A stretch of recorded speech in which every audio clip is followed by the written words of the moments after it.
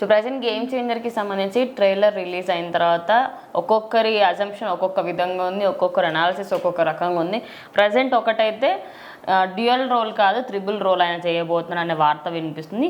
And ఒక చిన్న ఇద్దరు బాబులు ఒకే దగ్గర కనిపించారు, అది చాలా స్పీడ్గా వెళ్ళిపోతుంటే చాలా స్లో మోషన్ చూస్తేనే వాళ్ళకే ఏర్పడింది. అది అసలు అది నిజమేనా? 3 రోల్స్ చేయబోతున్నారా లేకపోతే డ్యూయల్ రోల్ చేయబోతున్నారా? ఖచ్చితంగా ఈ సినిమా ట్రైలర్ కానీ టీజర్స్ కానీ చూస్తే అసలు ఈ సినిమాలో రామ్ చరణ్ గారు ఎన్ని క్యారెక్టర్లు చేస్తున్నారు అంటే ఒక సగటు ప్రేక్షకుడికి అయితే ఖచ్చితంగా అర్థం కాదు. అది ఖచ్చితంగా సినిమాకి వెళ్ళే తెలుసుకోవాలి. అయితే మనం ట్రైలర్ చూసి ఏం చెప్పొచ్చు అంటే ఈ సినిమాలో ఆయన చేస్తున్న క్యారెక్టర్లు మెయిన్గా అప్పన్న అనే క్యారెక్టర్ విలేజ్లో ఆయన ఒక పార్టీ స్టార్ట్ చేయడం, దాంతోపాటు ఆయనతో పాటు శ్రీకాంత్ గారు ట్రావెల్ అవ్వడం, అట్లానే ఆయనతో పాటు అంజలి గారి పేరు, ఆయనకు ఒక చిన్న పిల్లోడు. సో ఇదంతా నడుస్తూ ఉంది. సార్ సమ్హౌ ఏదో జరుగుద్ది ఫ్యామిలీకి, ఆ ఫ్యామిలీ అంతా చల్లా చెదరైపోతుంది. అయిపోయిన తర్వాత ఆ చిన్న పిల్లోడు కష్టపడి చదువుకొని కొంచెం కాలేజీలో అగ్రెసివ్గా ఉంటాడు, పెరుగుతాడు. అట్లానే నెక్స్ట్ ఐపీఎస్ అవుతాడు, ఐపీఎస్ తర్వాత ఐఏఎస్ అవుతాడు. సో ఇన్ని లేయర్స్ ఉన్నాయి కథలో. సో అదంతా జనం డౌట్ పడుతున్నారు, ముగ్గురా ఇద్దరా ఏంటని చెప్పి. సో ఖచ్చితంగా ఫాదర్ అండ్ సన్ అయితే 2 క్యారెక్టర్స్ ఉన్నాయి. ఇక్కడ 3వ పర్సన్ ఉన్నాడా లేదా అనేది ట్విస్ట్ అనమాట. అది సినిమాలో ఖచ్చితంగా 1-2 ట్విస్టులు ఉన్నాయన్నారు. అది ఇదే ట్విస్ట్ అవుతుందా లేకపోతే ఇంకేదైనా ట్విస్ట్ అవుతుందా అని తెలియదు. సో ముగ్గురు ఉంటే మంచిదే, ఎందుకంటే ఇప్పుడు రామ్ చరణ్ గారు ఆల్రెడీ నాయక్ సినిమా చూస్తున్నప్పుడు థియేటర్లో ఫస్ట్ హాఫ్ చూస్తూ ఉంటాం ఒకసారి ఇంటర్వ్యూ దగ్గర వీళ్ళిద్దరా అనేసరికి చాలా మందికి స్ట్రైక్ అవ్వదు. అరే ఇదేం ట్విస్ట్ రా బాబు అనుకుంటారు చాలా మంది. అంటే సినిమా మీద అవగాహన ఉన్న వాళ్ళకి పర్లేదు, అవగాహన నార్మల్గా ఇదేం ట్విస్ట్ రా అనుకుంటారు అనమాట. సో ఈ సినిమాలో కూడా అలా ఏదన్నా ట్విస్ట్ ఫీల్ అయ్యేలా చేస్తారేమో ఖచ్చితంగా. సో తండ్రి కొడుకు అని అయితే తెలుస్తుంది. సో ఈ 3వ క్యారెక్టర్ అనేది ఉందా లేదా? ఇప్పుడు శంకర్ గారు ముగ్గురు పాత్రలు అంటే మనం అది చూసుకోవచ్చు, అపరిచితిలో చూసుకోవచ్చు. అంటే అట్లాగే శంకర్ గారి డైరెక్షన్ లో మనం చూసుకోవచ్చు అపరిచితుడు. సో దాంట్లో ఒక్క హీరోనే 3 వేరియేషన్స్ చూపిస్తాడు అనమాట. అలానే అది త్రిబుల్ రోల్ కాదు. కానీ ఇక్కడ ఏంటంటే ఇద్దరు క్యారెక్టర్స్ కొడుకు తండ్రి.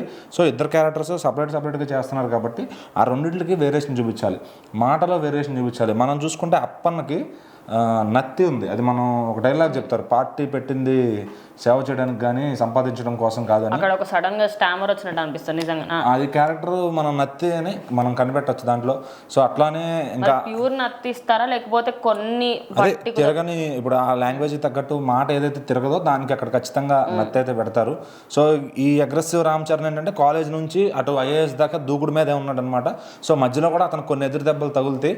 బట్ ఎందుకంటే ఎదురు దెబ్బలు మాత్రమే తగిలితే అది కమర్షియల్ సినిమా అవ్వదు, హీరో కూడా తిరిగి కొడతాడు, ఒక టైం వస్తుంది. సో ఇంకా అది శంకర్ గారు ఏ విధంగా తిరిగి కొట్టిస్తారు అనేది ఆయన మార్క్లో చూపించారు. ఫ్లైట్లో వచ్చినప్పుడు మాస్గా కత్తి తీసుకుని అసలు ఇంకా అది ఆ షాట్కే థియేటర్లో ఫ్యాన్స్ అయితే సవాళ్ళు వేస్తాయని చెప్పొచ్చు. సో వాళ్ళు వెళ్ళిన వాళ్ళు సినిమా చూసి వస్తారో లోపలే అవుట్ అయిపోతారో కూడా తెలియదు ఫ్యాన్స్ అంతా కూడా. సో అంత భయంకరమైన మాస్ ఎలిమెంట్స్ అయితే ఉన్నాయి ఖచ్చితంగా. సో ఇంకా ట్రిపుల్ రోల్ ఉందా లేదా, అసలు శంకర్ గారు ఏం ప్లాన్ చేశారు? సో ఇప్పుడు మనం రోబో చూసుకుంటే రోబోలో వసీకర్ ఉంటాడు, ఒక మా నార్మల్ చిట్టి ఉంటాడు, ఒక రెడ్ చిట్టి ఉంటాడు. అక్కడ కూడా 3 క్యారెక్టర్స్ చేశారు రజనీకాంత్ గారు. సో అదే టైపులో ఇక్కడ 3 షేడ్స్ వచ్చేలాగా ఏం చూపిస్తారు?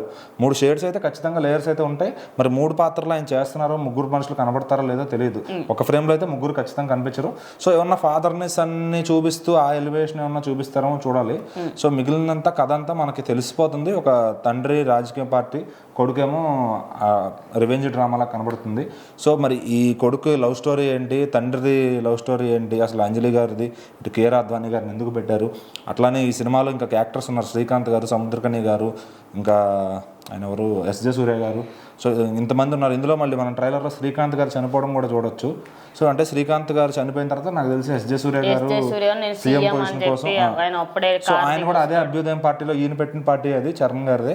సో మనం అభ్యుదయం పార్టీ మీటింగ్ కూడా చూసుకుంటే అప్పన్నకే మా ఓటు, అభ్యుదయం పార్టీకే మా ఓటు అని చెప్పి జనం అంతా ప్లకార్డింగ్స్ పట్టుకుని వస్తారనమాట. సో అది అసలు ఏం జరుగుతుంది? ఒక విలేజ్లో ఎవరన్నా కుట్ర చేశారా అప్పన్న మీద, లేకపోతే ఆయనకు నత్తుంది అన్న ఆ పాయింట్ తోనే ఏమైనా బ్యాక్ సైడ్ నుంచి అదే అసలు ఏం జరుగుతుంది? అతను ఏదో ఫోన్ చేసి టెన్షన్ పడతా ఉంటాడు, అది ఏదో ఊళ్ళో. అసలు ఎలాంటి స్టోరీ డిజైన్ చేశారు? ఖచ్చితంగా ఒక రొటీన్ స్టోరీ, కానీ ప్లాట్ అంటే వాళ్ళు ప్రదర్శించే ప్రెజెంటేషన్ ఏదైతే ఉంటుందో అది ఖచ్చితంగా కొత్త ట్రీట్మెంట్ ఉండబోతుంది. సో అందులోనూ మన డైరెక్టర్ శంకర్ గారు, అలాగే ఆయన పేరు కార్తిక్ సుబ్బరాజు గారు స్టోరీ రాశారు. మల్టిపుల్ అంటే ఆయన చాలా టాలెంట్ కూడా ఉన్నారు అన్నమాట. అంటే ఈ జనరేషన్కి ఎలాంటిది పాయింట్ కావాలి అనే సినిమా పాయింట్ పైన సినిమా తీస్తున్నారు ఆయన. సో ఖచ్చితంగా ఆయన చేసిన అన్నింటి కూడా స్పెషల్ ఒక రికగ్నైజేషన్ అయితే వచ్చింది రివ్యూస్ దగ్గర నుంచి. నుంచి.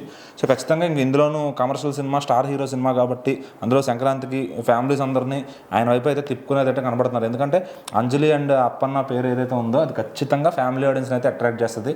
సో వాళ్ళ మీద సాంగ్ కూడా ఉంది, అది ఏంటనేది రివీల్ చేయలేదు. సో అది థియేటర్ దగ్గర గ్లిమ్స్ అయితే కనిపిస్తూ ఉంటాయి, అందులో లైట్ గ్లిమ్స్ ఇచ్చారు. ఆయన వస్తున్నప్పుడు అక్కడ అంజలి గారు డాన్స్ చేస్తారు. సో అంజలి గారి క్యారెక్టర్ కూడా ఈ డప్పులు తయారు చేసే వాయించే వాళ్ళ క్యారెక్టర్ సంథింగ్ ఏదో అయి ఉండొచ్చు. తప్పెటగుళ్ళు అంటారు వాటిని. సో మనం పాటలు వినొచ్చు సంక్రాంతి జాతరలో తప్పెటగుళ్ళు అనేది. సో అవన్నీ హీరో చిన్నప్పటి నుంచి ఆ వాతావరణం పెరుగుతాడు కాబట్టి అతను ఎలా అదంతా పాటల్లోకి కూడా తీసుకొచ్చారు. సో ప్రతిదానికి ఒక డీటెయిలింగ్ అనేది ఉంటుంది సినిమాలో. సో మనం ట్రైలర్ చూసి ఓవర్ జడ్జ్మెంట్ చేసే కన్నా జనవరి 10 థియేటర్స్లోకి వెళ్ళి 2, 3, 4 అనేది థియేటర్లో చూసుకుందాం.